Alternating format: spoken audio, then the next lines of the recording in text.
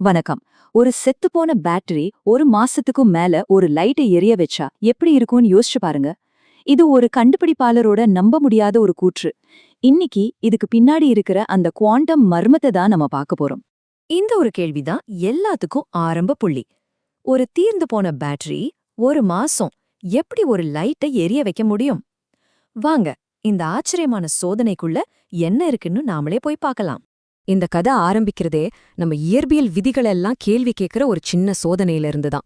ஒரு சாதாரண பேட்டரி, ஆனா அது நம்ம எதிர்பார்ப்பு எல்லாம் தாண்டி வேலை செஞ்சுக்கிட்டே இருக்கு. 28 நாள். ஆமா, நீங்க கேட்டது சரிதான். செத்து போச்சுன்னு சொன்ன ஒரு பேட்டரி கிட்டத்தட்ட ஒரு மாசமா ஒரு சின்ன லைட்டை தொடர்ந்து எரிய வச்சுட்டே இருக்கு. இது எப்படி சாத்தியம்? இங்கே பாருங்க, மார்ச் 22ஆம் தேதி ஆரம்பிச்சிருக்கு. வோல்டேஜ் 2.6 வி, கரண்ட் 60 மில்லி ஆம்ப்ஸ்ல அப்படியே நிக்குது. இன்னும் 40ல இருந்து 60 நாள் வரைக்கும் இது வேலை செய்யும்னு கணிக்கிறாங்க. யோசிச்சு பாருங்க, ஒரு நிலையான சீரான ஆற்றல் வெளியீடு. சரி, அப்போ இந்த எனர்ஜி எங்கிருந்து தான் வருது? இதோட ரகசியம் இந்த கண்டுபிடிப்பாளர் உருவாக்குன 2 வித்தியாசமான சாதனங்கள்ல தான் இருக்கு. ஒன்னு தண்ணில இருந்து சக்தியை எடுக்குது, இன்னொன்னு களிமண்ணுல இருந்து.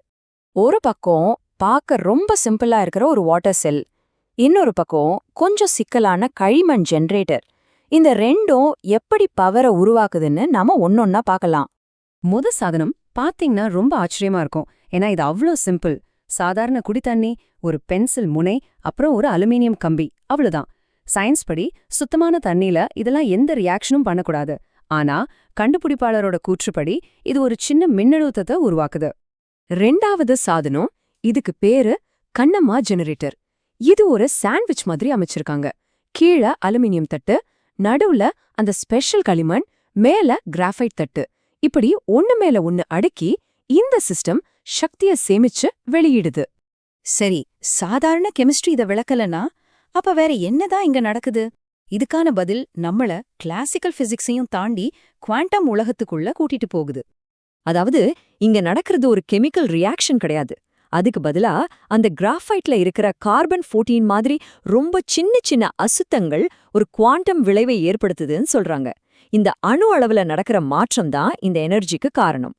இத கண்டுபிடிப்பாளர் மேக்ரோஸ்கோபிக் குவாண்டம் டனலிங்னு சொல்றார். இத சிம்பிளா புரிஞ்சுக்கணும்னா இப்படி யோசிங்க. ஒரு பந்த தூக்கி போட்டா அது சுவரை தாண்டி போகாது. இது கிளாசிக்கல் பிசிக்ஸ். ஆனா குவாண்டம் உலகத்துல எலக்ட்ரான் மாதிரி சின்ன துகள்கள் சில சமயம் தடைகளை தாண்டி போகும். இங்கே அந்த நிகழ்வு நம்ம கண்ணுக்கு தெரிகிற பெரிய அளவுல நடக்குதுன்னு சொல்றாங்க. இந்த ஒரு வரி விஷயத்த ரொம்ப அழகா சொல்லுது. கிளாசிக்கல் பிசிக்ஸ் இது முடிஞ்சு போச்சுன்னு சொல்ற இடத்துல குவாண்டம் பிசிக்ஸ் இதுதான் ஆரம்பம்னு சொல்லுது. அதாவது இங்க சாதனம் ஒரு புது செட் ஆஃப் ரூல்ஸ் படி இயங்குது. அப்போ இதோட அர்த்தம் என்னன்னா, இந்த சாதனம் ஒரு பேட்டரியே இல்ல, அது ஒரு குவாண்டம் ஆண்டனா. இது தனக்குள்ள இருந்து எனர்ஜியை உருவாக்கல, அதுக்கு பதிலா நம்மள சுத்தி இருக்கிற காஸ்மிக் கதிர்கள்ல இருந்தோ இல்ல வளிமண்டலத்தில இருந்தோ சக்தியை ஈர்த்து அத கரண்டா மாத்துது. ஒரு சின்ன களிமண் பேட்டரியில ஆரம்பிச்சு ஒரு ஸ்பேஸ் சிவிலைசேஷனுக்கே எனர்ஜியை கொடுக்கற வரைக்கும் இந்த கண்டுபிடிப்பாளரோட விஷன் ரொம்ப பெருசு. நாம தூக்கி எறிகிற எலக்ட்ரானிக் கழிவுகளை வச்சு அவர் என்ன செய்ய போறாருன்னு பார்க்கலாம். இப்போ இருக்கிற திட்டம் என்னலாம், இத ரொம்ப பெரிய அளவுல உருவாக்குறது. இப்போதைக்கு ஒரு சின்ன எல்இடி லைட்டை மட்டும் எரிய வைக்கிற இந்த மாடலை ஒரு போஸ்ட்கார்ட் சைஸ் தட்டுகளா மாத்தி ஒரு சின்ன வீட்டுக்கு தேவையான அளவுக்கு பவரை கொடுக்க வைக்கிறது தான் இவங்களோட இலக்கு. இதோட உண்மையான நோக்கம் வெறும் பேட்டரி செய்யறது மட்டும் இல்ல.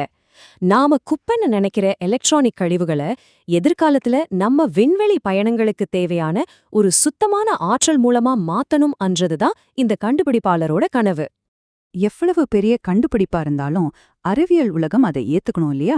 இங்கதான் கண்டுபிடிப்பாளரோட மகள் உள்ள வராங்க. ஒரு வானியற்பியல் மாணவியான அவங்க இந்த தனிப்பட்ட ஆராய்ச்சிய ஒரு முறையான ஆய்வகத்துக்கு கொண்டு போற ஒரு பாலமா இருக்காங்க. சோ அடுத்த ஸ்டெப் ரொம்ப முக்கியமானது. இத வேற ஒருத்தர் செஞ்சு சரி பார்க்கணும். அவங்க மகள் என்ன பண்ணணும்னா, யூனிவர்சிட்டியோட எலக்ட்ரானிக்ஸ் துறைக்கு புதுசா சில சாம்பிள்களை கொடுத்து அவங்களாலையும் இதே மாதிரி ரிசல்ட்டை கொண்டு வர முடியுதான்னு பார்க்கணும். அப்பதானே இது ஒரு உண்மையான கண்டுபிடிப்பா இல்லையான்னு தெரியும்.